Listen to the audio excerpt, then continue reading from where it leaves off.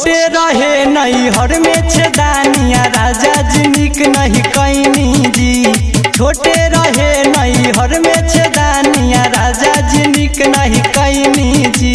नैहर में फोन करके ससुरा बोलैनी छेदानी काहे बर कैनी जी।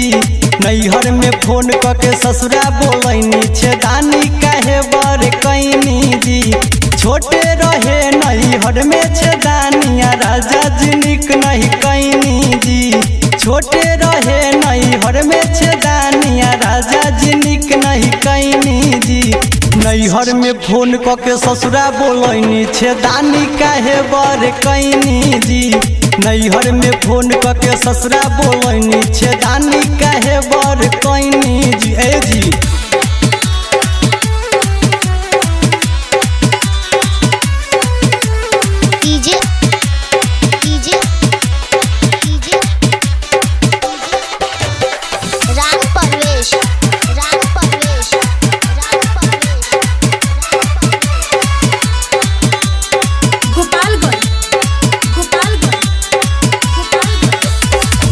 पाँच मिनट के माजा मरबे राजा ओकरा बदला देव महीना वाला साजा।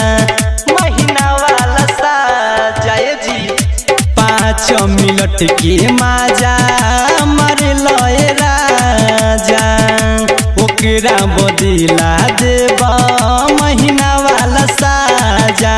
भीड़ नहीं सटी दूर रउआ हटी कहिले हम बेरी बेरी जी। नैहर में फोन करके ससुरा बोलैनी छेदानी काहे बर कैनी जी। आ नैहर में फोन करके ससुरा बोलैनी छेदानी काहे बर कैनी जी। नैहर में फोन करके ससुरा बोलैनी छेदानी काहे बर कैनी जी।